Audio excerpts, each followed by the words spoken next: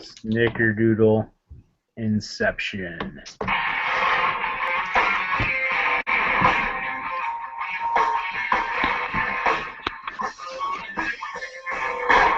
Welcome everyone to BigGunner81 Live, presented by Applied Arsenal Finishes and Gunworks. And somebody's got it playing in the background. Welcome everyone to BigGunner81 Live, presented by Applied Arsenal Finishes. It's coming from you. Playing in the background. Yeah, it probably is coming from me. I don't know where it's open now. 2 weeks in a row. Seriously! Sorry, everybody. That is my fault. I don't know why it did it. It started playing it on its own in the background. It wasn't supposed to. It's always technology's fault. Yeah, I'm going to blame it on technology. So, sorry to all the sponsors. So, BAT Arms, of course, Illicit Munitions, Range 35, Tier 1 Training Corp. Oh, you guys, sorry about that. So, tonight, we're going to do something a little different. In fact, first, before we get into that, I'm going to say hello to everybody. We got James in the house from High Speed Shooting Stabilizer. Thanks for being out with us. Of course, Ryan Wiggins. Ahoy. Ahoy. And we got John. I'm going to mess up his last name, but... Flieger. And, we've also got another John, so this will be really confusing, but our friend Joe Nixon here is actually, here's the surprise, he's actually going to be hosting the show tonight. I'm just going to sit back and be kind of co-host. And tonight we're going to be talking about USPSA, stuff and whatnot, but I'm going to let Joe go ahead and take it over. You just lost half your audience. Nah, I'm sure they'll come back. I might actually grow the audience. You never know, man. Gotta do something different once in a while. Hey, they'll come back when they see my lower third. Word. Oh, snap. The sexiest three-gunner alive. I forgot about that. Self-proclaimed. Hope you guys are doing well tonight. We've got John Finley and John Blager from Rudy Project Shooting. How's everybody? Team Rudy Project Shooting. Sorry about that. And a little bit about USPSA tonight. We're going to talk about pistol caliber carbines. And now, Johnny V, you're strictly a USPSA guy, right?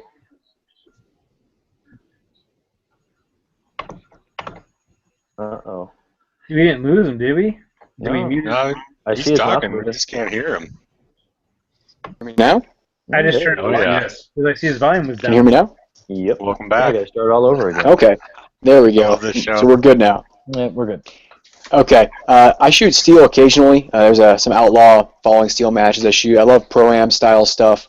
Haven't shot the jab steel match this year, but no, primarily USPSA. I'm shooting 2 area matches and 3 state matches in the next 2 months right before nationals. Shooting both limited and open nationals. You've racked up some wins this year too, in some pretty big matches, correct?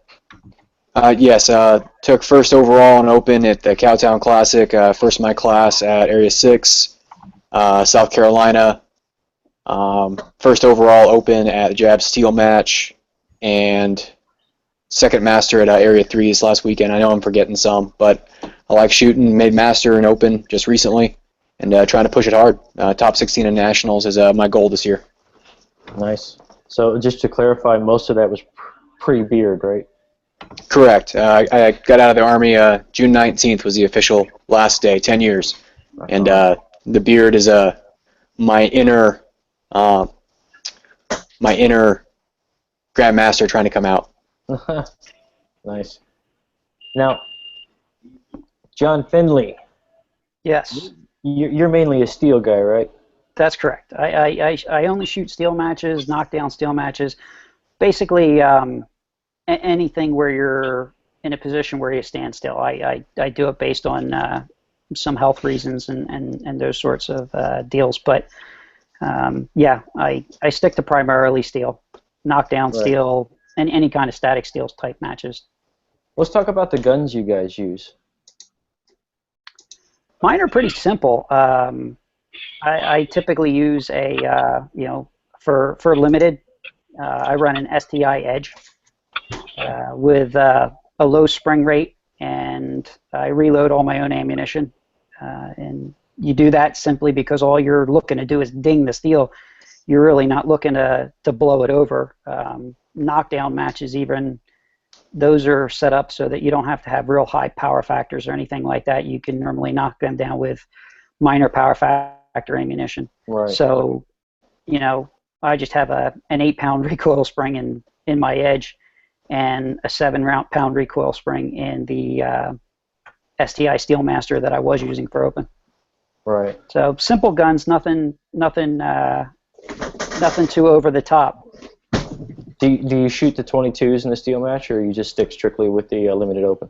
I've been staying strictly with centerfire to this point, but I did recently get a Smith & Wesson SW22 Victory, and I've been playing around with that a little bit. And now that they've redone the classifications and whatnot with Steel Challenge, where they're showing all divisions now as opposed to just everybody being lumped into one and only counting open division for your classification, we'll probably try to do a little bit with rimfire as well. I got you. So let's see, Fligert, he brought up minor power factor. You only shoot like super major. What's your feet per second? I'm just curious. Well, the cutoff is 165 power factor. I shoot 124 grain bullets, so 1330 is the minimum. At Area 3 last weekend, I chronoed at 1440, so right around 179 power factor. Shooting 9mm, talking that, shooting 9mm out of a gun like this, you don't have as much room in the case for powder, and the more gas you have, the more force you have acting on the compensator. So the more powder I can stuff in a case. I shot limited all year last year. I'm used to stout loads, and it doesn't bother me. Being able to cycle and it make power factor and that muzzle stay flat is what's Are important. you using auto comp? Yeah, Winchester auto comp currently. Yeah. Gotcha. Right. Yeah. So that's pretty much. Is that the new one? You said you bought a backup recently. Is that the new one, or is it the old one? Oh yeah, this is the new one, so to speak. The one I convinced the wife that I needed. Basically, with having so many, and here's my primary right now. I gotta get the slide refinished soon. Main difference being the steel grip, polymer grip versus steel grip. Quite a weight difference. Same sight, same thumb rest even. Nice. No CK arms on all for my grips. Good friend of mine let me try his, and I was sold. CK Arms is also a great sponsor of the Rudy Project teams. Bobby Kagans has been very good to me with his support of our team and me personally. So I have him to thank for a lot of what I'm doing this year. So repping his stuff is fine with me. Absolutely, and he's really big on helping everybody out. So when you contact him and you ask him questions, he's not short on taking his time and helping you out and trying to get you set in the right direction, even if you're not shooting one of his firearms. So he's been awesome with us. Bobby's a great guy. Yeah. Last time I was in his shop, he had I think it was a stock STI gun he tricked out for a customer who wanted it done. But their main selling point is being able to get custom fit and finish quality guns next day. Shooter's Connection, Magnus Sports, a place like that, they stock CK guns you can get to a dealer in 2 days. Thank you. That's what I was trying to. Yep. Yeah, Speed Shooter International. So that's their selling point. Custom quality without the weight. Nice. So since we've started, Blaze jumped in, Pat jumped in. What's up, guys? I And don't know if Blaze hears us or not. nope. Blaze He's moving though. He's Kind of moving. interested to see what he's doing over there. I think he Gotta said work. he was shooting a match tonight. That's what I think he was telling me. Yeah, he was shooting a match. Looks like he froze out. He might have. Yeah, and Patrick also. And So, Jay. for the Rudy guys, tell us a little bit about Rudy Project. Rudy Project John? in and of itself is, it's really simple. Rudy Project is a sunglass manufacturer that is based out of Italy and then obviously imported into the U.S. And where Rudy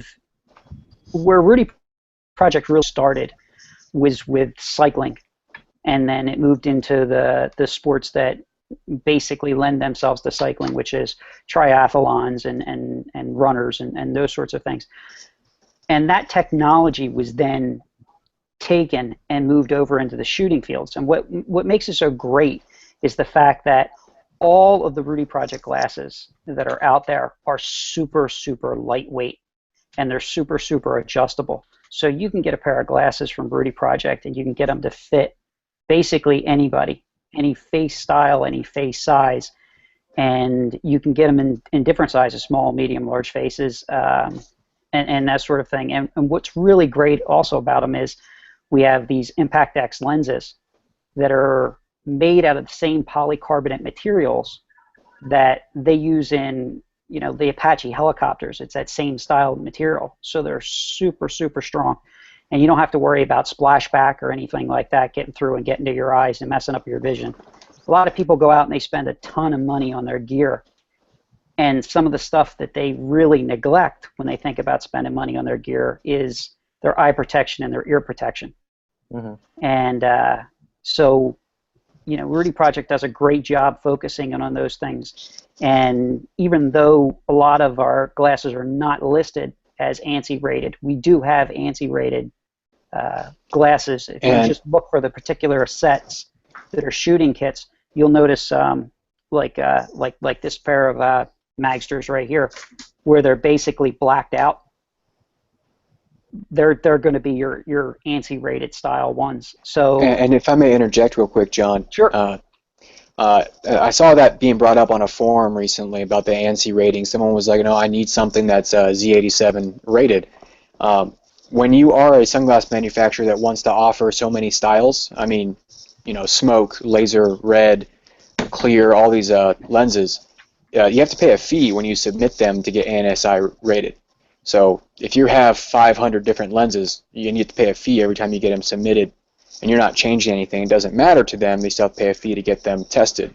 And that's why a lot of our lenses don't have the actual ANSI on them. Although I plan on doing a test here soon with some, let's just say it's some number 8 birdshot, and on ones that are not ANSI rated. They stand up to abuse, period. And he's exactly right. It's what it comes down to is that the frame itself, as soon as you take out if you take out a clear lens that was ANSI rated and put in a laser red or clear to laser red photochromatic lens that will change its lighting characteristics depending on the lighting of the area that you're shooting in or the situation that you're shooting in. When you change that lens out, that constitutes them having to pay another fee to get it ANSI rated again.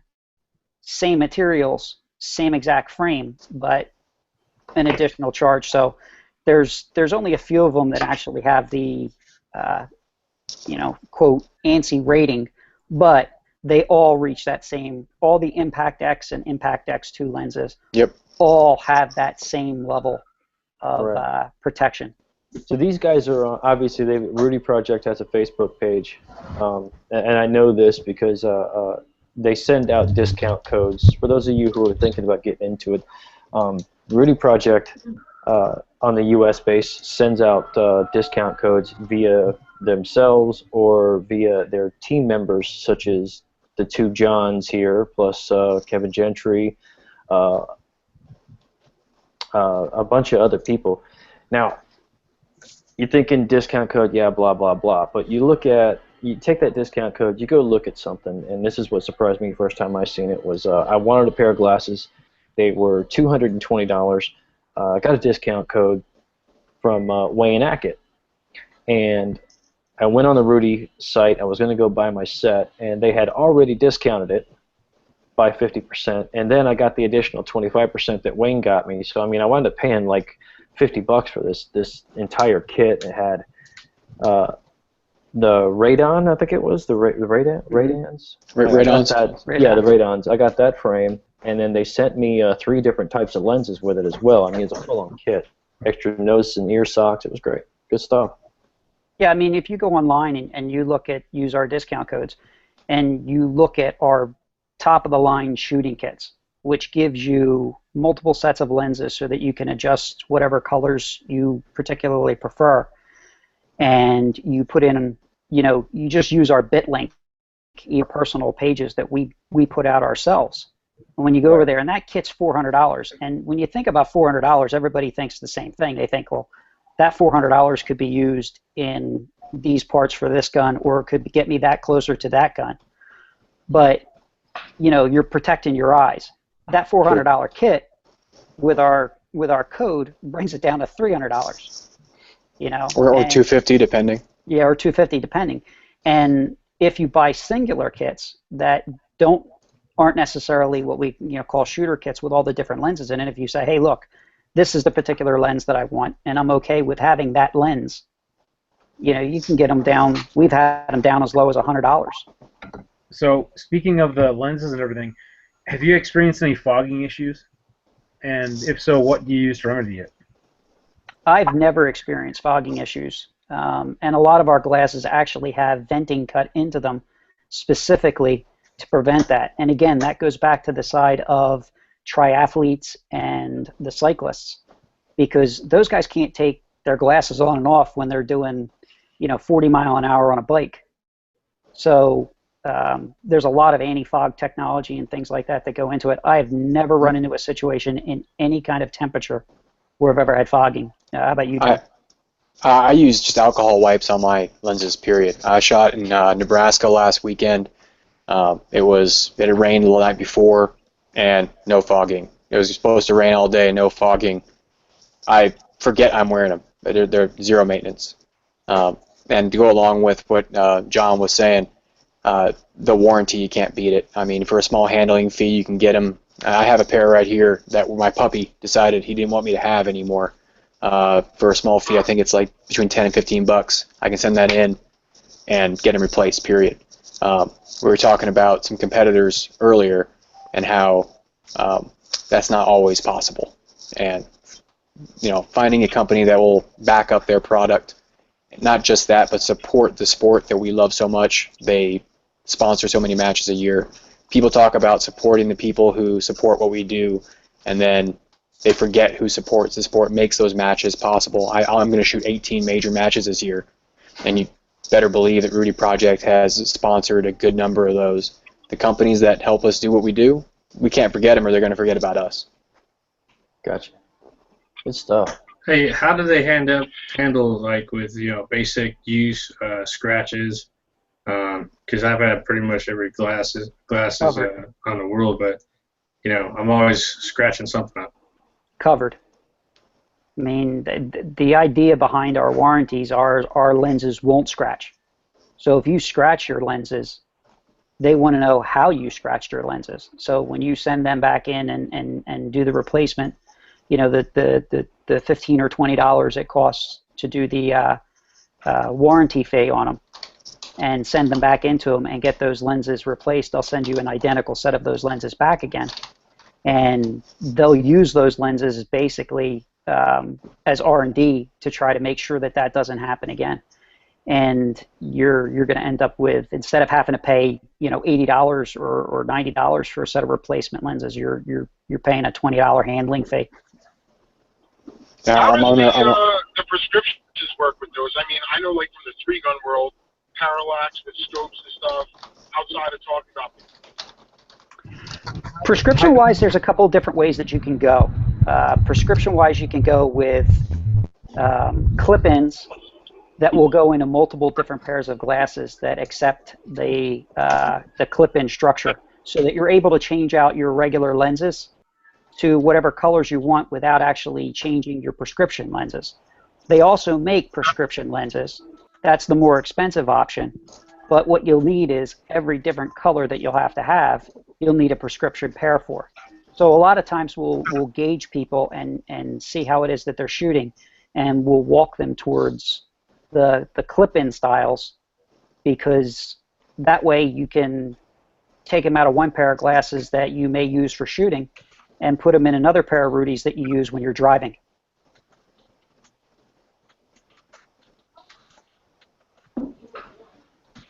Then it went silent.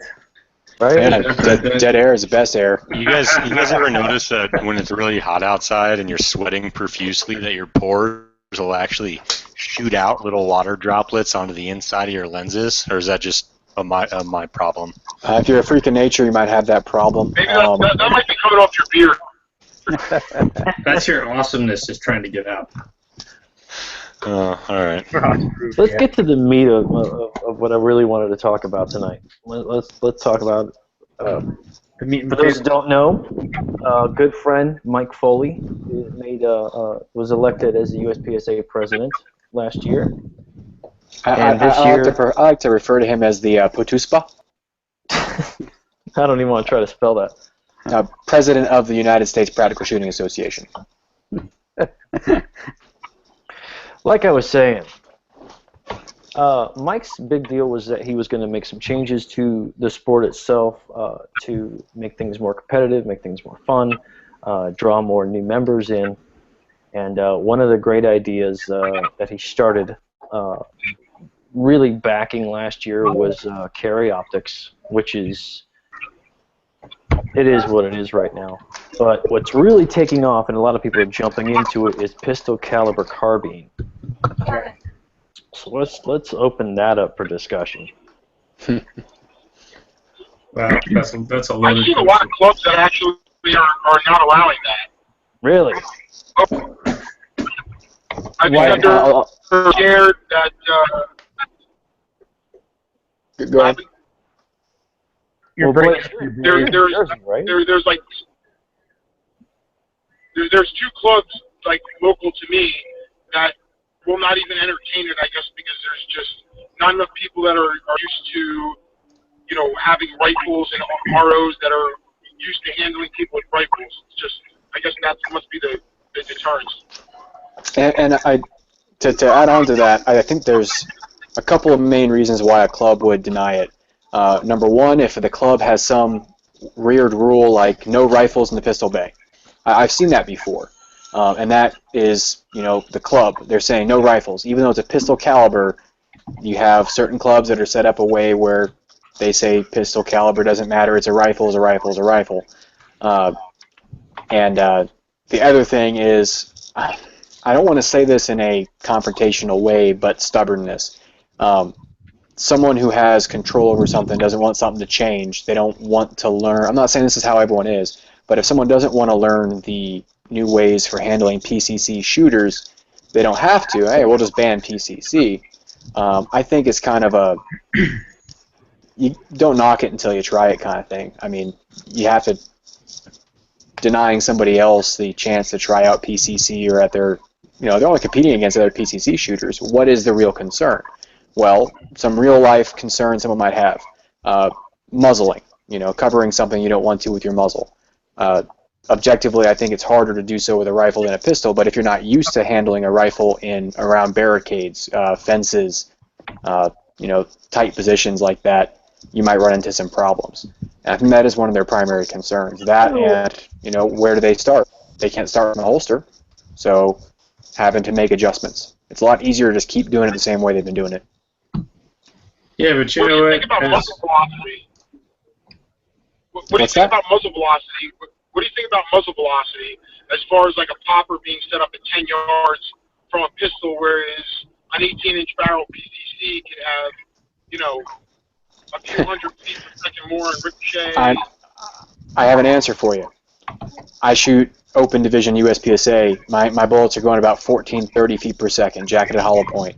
Embarrassing. Okay, it's embarrassingly fast. In the appendix for PCC, they said 1,600 feet per second is the max. Okay, so even if, put it this way, I think the inches, the FPS gain per inch is somewhere around 10 to 20 per inch. You'd have to be shooting 9 major through a 9mm PCC to even approach 1,600. Most of these guys are going to be shooting factory ammo or 147, you know, heavy bullets going slow out of their PCCs. Subsonic stuff. Yeah, it's. What about you, John? PCC has been allowed in steel shooting for a while, hasn't it? Well, it's really starting to become more popular now. But I think what the difference is with steel shooting is the fact that we were already used to rifle shooters with guys that were coming and shooting rimfire. The only throwback to that would be, you know, what's the splashback difference going to be coming from a center fire to a a rimfire when it comes out of a rifle length barrel. And to be real honest, the guys that are shooting PCC are the same, are looking for the same thing out of their firearms as what I'm looking for out of my pistols, and that is, you're only going to give it as much energy as it needs to ding the steel. So splashback really isn't any different. The ROs are already used to handling everybody shooting from the low ready position. What gets a little bit tricky, I think, is when they go to do their reloads. Pistols, everybody gets used to the handling of the pistol when they do a reload, maybe not a reload on a fly, but just reloading in between strings.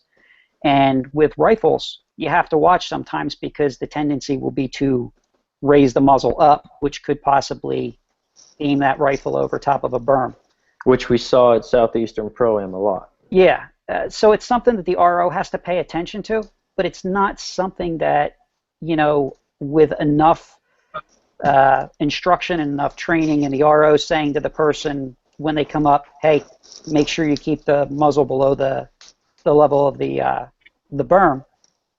It really doesn't affect us all that much. I think it hits USPSA a whole lot harder with the stages and how they're set up and how people have to run through them, especially qualifiers, than it does for us in steel. For steel, it's really a non-issue. 5 years from now, are we still shooting PCC? Yes. Yeah, definitely. Definitely. I think it brings. You could lump practical shooters, and I say practical shooters that buy Steel Challenge, 3-gun, USPSA, IDPA, all people that are shooting either for whatever reason. They're shooting more than just plinking at a range once a month. They are shooting with a purpose, whether it's get better, get more tactical proficiency, compete at whatever their reason. They're shooting for a reason. They're practical shooters. The one thing that PCC brings to the table is those people who want to, I'm never going to go to war with a pistol. Why would I practice my pistol more than my AR? Well, hey man, you get a 9mm AR, you can practice that stuff with 9mm or a pistol caliber carbine. It's cheaper. You can use it on more ranges. Why not? Same trigger, right? Put a 9mm upper on your AR-15 and go practice, go train, go compete. And it has that extra draw. I don't think it takes away from USPSA at all. It only adds. Here's a question for you guys from Rick Stevens. With the introduction of 2 new divisions and we're dropping none, do you see this as being a problem? Let me clarify. Is it going to be a problem that we're taking shooters from other divisions into these divisions, being that you can still only shoot 1 division per major? I think with an organization like the USPSA or even with IDPA, with any shooting organization that does anything with competition, I think you've got to keep up with the times. And if people are excited about and purchasing pistol caliber carbines and they're purchasing pistols that are designed to have optics mounted to the top of them already, with the slides cut out and those sorts of things, and they want to bring them and they want to shoot them because that's what they're excited about and that's what they're buying, I think you have to keep up with that. Because if you don't keep up with that, those are the people that you're going to lose. Now, that's not saying that we need to get rid of the people that are shooting single stack, or we need to get rid of the people that are shooting revolver because their numbers are low. Expand on his. I think you just gotta keep up with what people are excited about. Let me expand on his question there a little bit, because I was one of those guys. I'm from Florida. I'm recently moved to New York. I'm sorry. Yeah, me too. And I'm one of those guys that said, limited 10 is pretty much a wasted division. Just axe it. When you get less than 100 shooters at the U.S. Nationals for a limited 10, it's time to go. Now I'm in a situation where it's going to be limited 10, single open stack, 10, or production, or why bother with open? And open 10, yeah. Yeah, there's just no point in that.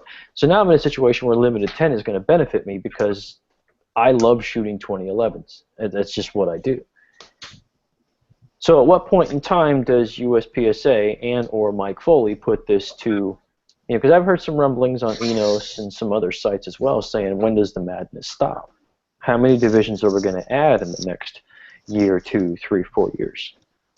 And here's the thing, though, and here's another thing that I want to touch on, is it's only a matter of time before this bleeds over into the 3-gun world. I think it already has bled over a little bit. It already has. I don't even know how many divisions you guys have anymore. I mean, it started out as you were limited, or you were, it was limited or open. That was it. And I think you brought up a good point, Joe. No, sorry, John. Both of you kind of brought up a good point. Giving people what they want.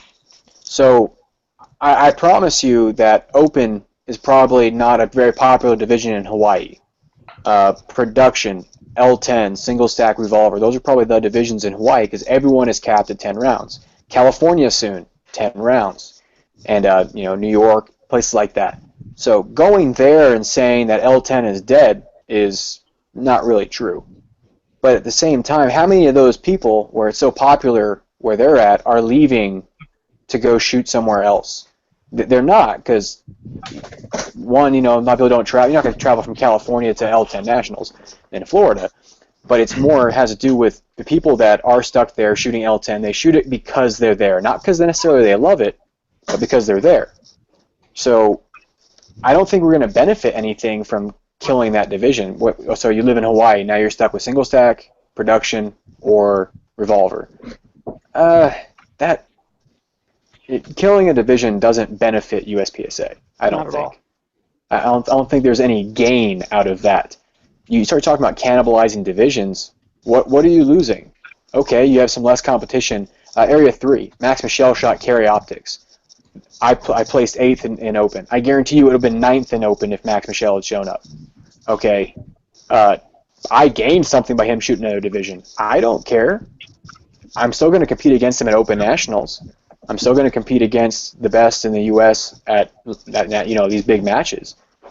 So saying you're diluting the pool doesn't really hold water. It's not taking away from divisions, only adding options. And there are provisional divisions. They can go away in a heartbeat. So you don't know unless you try. I don't think so either. I remember whenever production was a provisional division. Look at it now. Yeah. What is it? 45% of all USPSA shooters are production shooters. There's more people in that division than anywhere else. I read some stats earlier this year, based off of classifier fees paid and entered. Number 1 was production, like 120,000. Number 2 was limited at about 112,000. Number 3 was open at about 65,000, and the rest were beneath that. To give you an idea of how many people are shooting which division. So production and limited are about the same. What surprised me about those numbers is that open was that high. Then again, somebody shows up with their, with their ported M&P. They're an open. It's true.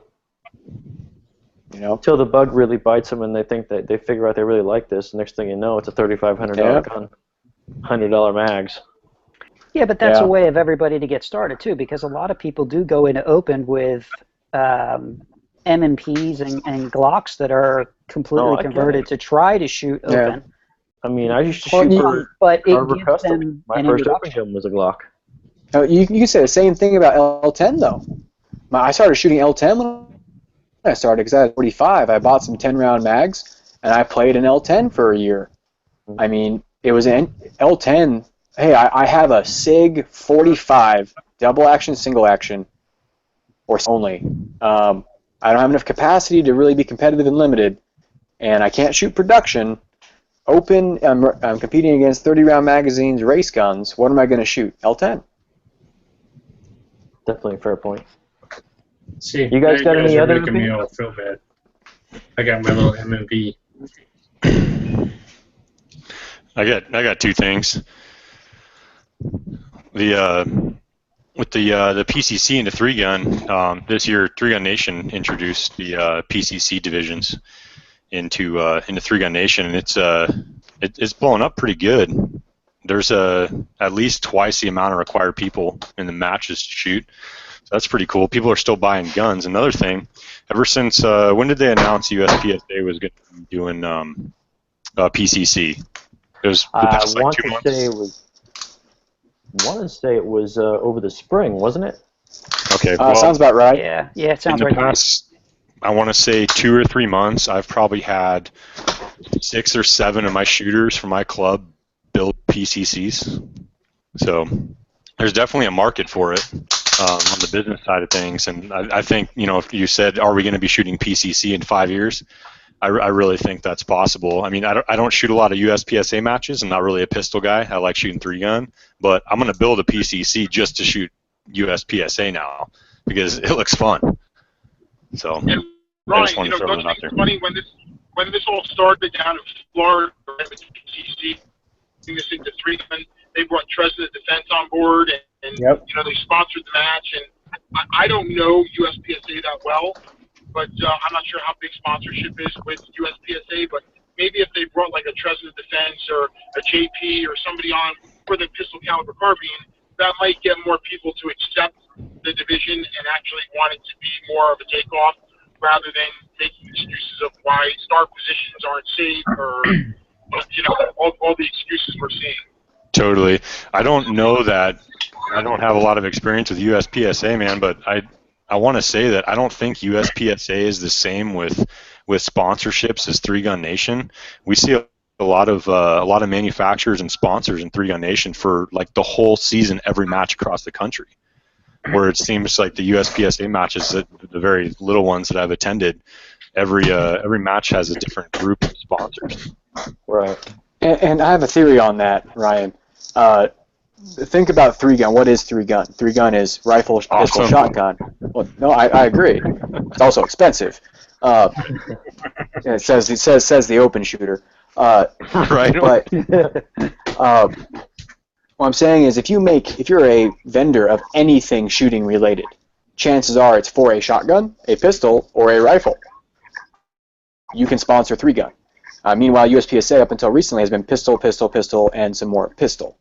So, and even then, it's not concealed carry, it's not home defense, it's not hunting, it's racing. So you kind of limited window. Exactly. We've painted ourselves into a corner in that regard, and I think PCC will help with that regard at least, because somebody making a PCC AR. The core thing about USPSA is gamers will game. Yeah. No doubt about it. I don't care where they come from, what area they come from, which division they're shooting. You put a USPSA shooter at a course of fire, they're not thinking about how fast can I do this, what's the most accurate route. They're thinking about how the can I game this and game it well, because the guy behind me is going to do the same damn thing. So that's just my take on that.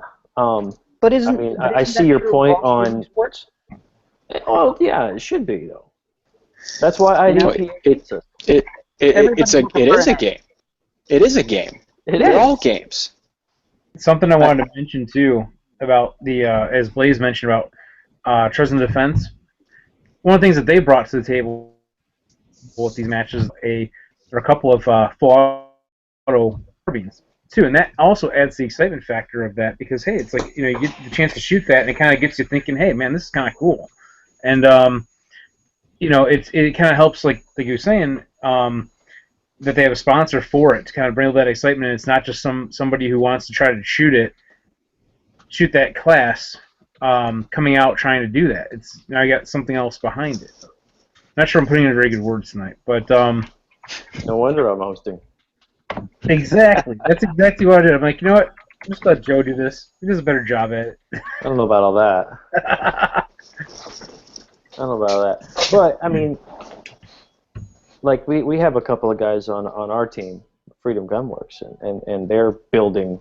They have active PCC builds going on right now.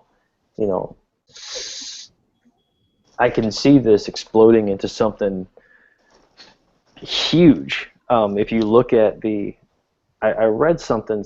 I can't remember what the article is. I need to find it for you guys. But there was an article about how much the sales and carry optics capable handguns skyrocketed whenever USPSA approved the provisional division. I mean, everybody and their brother was running out to get one.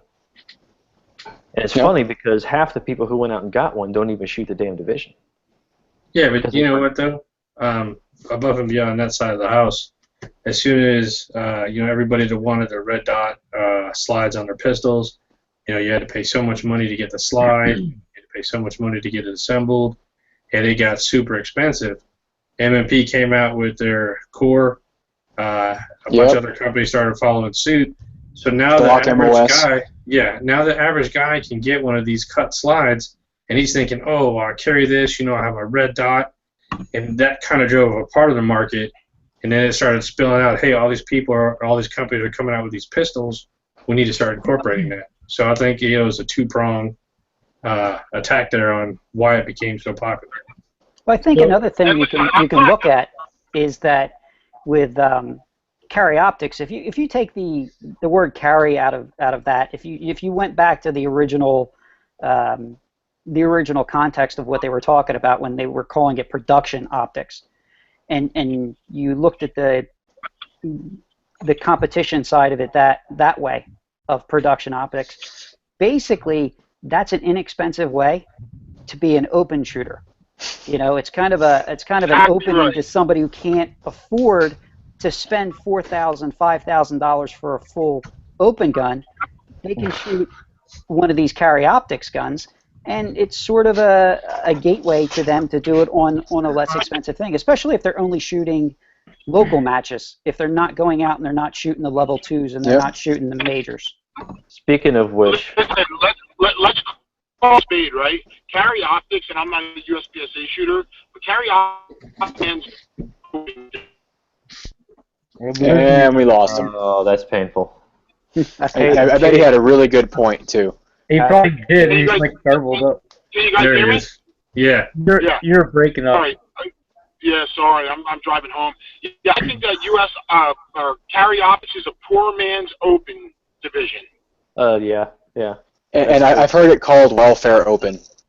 I've heard that too. Welfare Open was fun. I have to ask Pat and Jake, are you guys going to do a PCC build? He's probably muted still, but... Oh, yeah. And he's they're like, they're talking to us. Looks like they're having a grand old time over there. I'm pretty sure they were eating dinner a minute ago. I can't even turn his mic back on for some reason, because... I still don't get the background. It's a carpet. I feel like offended that you don't get it. No. I feel like I'm at my grandmother's house. Yeah, I don't know. We're at Jake and Julia's place, so I'm not quite sure, but... I thought that was your place with the Indian carpet thing. If I could bring up one thing about PCC. We've already talked about it doesn't take away... I personally don't think it takes away from anything. Well, something we touched on earlier. Anything that gets people more excited about the sport. I have two several $1,000 open guns sitting next to me right now. 2 years ago, I would have called you crazy if you told me that I was going to be owning those eventually. But I see worth in that, and it enables me to compete. That is a cost of entry. So I get excited about training for open. I get excited about going and shooting matches. So if we can get more people to be excited about the sport, we get more people to be like, yeah, man, I can't wait to shoot my PCC this weekend. I got it. I put a new red dot on it. I did yada yada. It's gonna be fun. I mean, I'm sure that's going on already. Yeah, and for great example, we had what's that? I mean, PCC is exploding in the South. I Yeah. mean, I have friends that are all over the place with, I'm getting this. Oh, and I just got to back up to the one I just built. Like, okay, slow down. It's 3 months old. But I mean, that's why I wanted to ask Pat and Jake if they plan on building one, starting a build for testing purposes. They can ship me. I mean, testing purposes that they can ship. Well, with 10-round mags, of course. Of course. I couldn't hear everything that you were saying here. We got Thomas here too, and he keeps hitting the buttons on the keyboard. Those who don't know, Thomas is their little guy. He's like, what, 1 year old? Yeah, well, 1.5. I knew it was a little older than that, but entertainment. No, well, what I asked you was, are you guys going to focus on building a PCC build for USPSA, the new division? like a pistol carbine? Yeah. yeah, pistol caliber carbine. I know in terms of MVS, we are looking at getting, what was it, Jake, the 9mm rollers? So, yeah, that's the one that we have on our mind here right now. I mean, in terms of, like, the new division and stuff like that, I mean, competition-wise, I just have not stayed up to date on a lot of that stuff. Been really busy with some other projects. And, like Rick knows, we weren't at 3 this last weekend either. It's just been kind of crazy. How was your birthday, too, by the way, man? Was it good? Oh, it was good. So you guys went to 3 Gun this past weekend? No, we didn't make it, man. I didn't either. Yeah, we've just been too crazy lately. Yeah, the birthday was good. I was up late, and I knew I was probably not going to make it to 3 Gun, and I wanted to go, but it just didn't work out. For those who don't know, we had a match this past week at my local club, and Patrick and Jake will come down sometimes and shoot 3 Gun with us as well. So you were saying that Jake and MGS is doing they're going to be doing a pistol caliber carbine? Yeah, definitely. So I know that those are in the works right now. Hey, Jake, you got a ETA on those?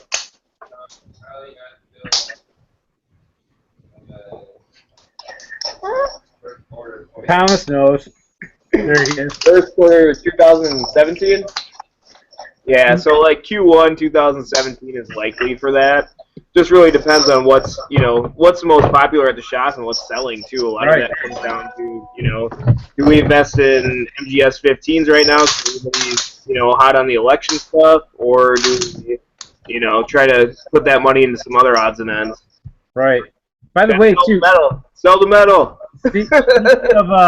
Speaking of pistols, I saw on your Instagram you've got a Rock Island Armory 1911 you're testing out. Oh yeah, man! I'm so psyched for that thing. It's very reminiscent of, and I don't know if any of you guys remember Guncrafter Industries. They came out with a 50 GI, just a badass long slide years and years ago. I mean, this had to be at least like 8 or 9 years ago.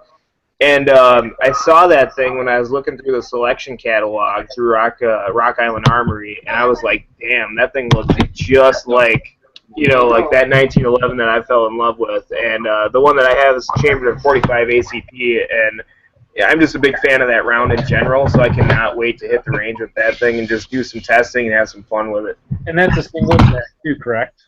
What's that? That's a single stack too, right? Yes, that one is the single stack. They do have a couple different variations out there for higher capacity. I'm going to be doing some tests with the Mixar mags as well. So we'll see what comes our way. It all depends on what's available at this time to send. Right. Well, Rock Island Armory. They're nice guys. I mean, nice company to work with. And I know I actually tested out their 22 TCM recently myself. Yeah. And did some videos on that. It's also 9mm. It's convertible. You got two pistol two barrel choices to choose from. So you can run 9mm or 22 TCM. But now I'm actually testing out their 9mm map gun, which is basically like a CZ clone. And I just shot it yesterday for the first time, and I'm like, I actually like it. It's pretty cool. Yeah. I mean, I can just say, just from pulling out of the case, dry firing, doing some, whatever with it, just messing around in general, I'm impressed with the fit and finish of the pistol overall. Right. That was sent my way. I mean, I've had Dan Lessons, I've seen a little bit of everything, 1911s, and I gotta say, I mean, for the price point that they're putting those things out at, so I mean, only time will tell and use and everything like that. But it's cool so far.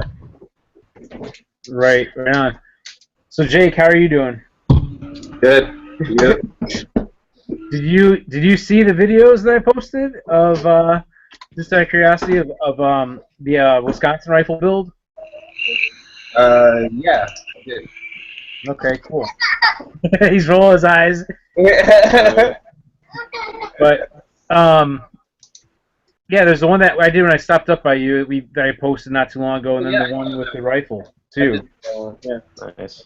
For those who don't know, with the 50 States of AR-15 project that I'm working on, MGS Firearms is basically, I'm using their receiver set, their upper and lower on that, and a few of their lower parts that they had available too, or I have used in that project because it's already built, which you can check out on the channel as well too. So now I kind of derailed Joe. Sorry, Joe. Oh, did you see our video? PTSD one? The which one? The one that you just posted with the PTSD? Is that what it was? Yeah. Yeah. Yes, I saw it. With that one reporter. Well, it's coming towards the end of the hour for me, guys, but I do want to thank John Finley. I want to thank John Flieger. James, before we go, man, I have to have you put that charging handle up on the... Oh, yeah. I have to have you put that up there again, man. Yeah, show us that. That is a charging handle. For those who haven't seen this thing, it's kind of a weird one. Wait for Well, this is coming from Falcon 37. This is the Habu charging handle. Now, a couple things about this real quick. If you're like me, I had the BCM Gunfighter. As far as a charging handle by itself, I wouldn't say it's worth it. But what I like about it is if you see the height difference over the comb of the stock, this perfectly aligns to your face. And you can actually adjust the position so you can put it out or in when you set it up. So when you throw it on your face, it perfectly aligns on your face and lines your eye straight up to your scope. You're not having to move around at different angles. So it lines right up on that socket right here. Now, the only thing I did was put a little grip coating on this. So it's just like that. And if you do pistols, you're used to this motion anyway. So even right here, coming over the top to lock it back. Do they make that for, God, I'm hoping they make that for pistol caliber carbine. I might have to get one. That's just cool. I can talk to him because that'd be a real simple change. But like I was going to say, real quick, us family folk that don't have a lot of free cash, this is the new Frontier Armory. It's their complete Glock magazine compatible lower. I think they're like $400. So for a base model, you know, it's not bad. And then once again, the Just Right carbine. Yes, I know it's gotten good and bad, but these things can do a lot, and you can change calibers. And the magazine wells for the MMP, the 1911, the clocks, and another one of the lower end pistol caliber carbines, but it works well. And my wife won't divorce me. Thanks for that, buddy. But once again, John Finley, John Flieger from Rudy Project. Thanks for coming on, guys, on a short notice. Thanks for having us. Yeah, it's great. Thank you for having us on. And then I'll let Rick take it away. Yep. So yeah, again, thank you everybody for being on tonight. Joe, thanks for hosting it. Figured just to switch it up a little bit, and Patrick and Jake didn't get to talk a whole lot. I noticed Thomas was running around saying hi here and there. Yeah. But he's always a blast. Do you guys got anything you want to throw out?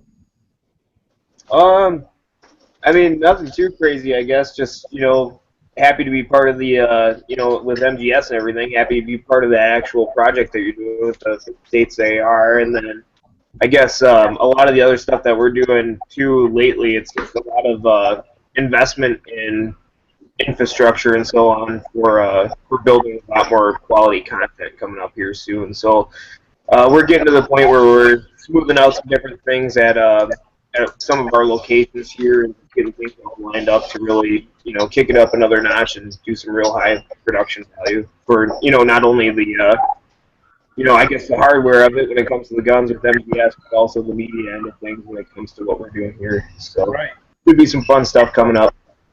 Cool. Well, yeah, keep me posted on it, and like I said before, we gotta get together at some point too and work on something. Yeah, for sure, man. It's like I said, it's just been so crazy for me lately on all ends here. I hear you. This is the first time we've even made it on here in like what, 2 months or something. Trust me, I feel like it's the first time I made it on here in a while. I've been so busy that I haven't been able to put as much into this as I'd like to, but at the same token, we've been very lucky to have a lot of awesome people that wanted to jump in and hang out and talk guns every week, and I'm thankful for that.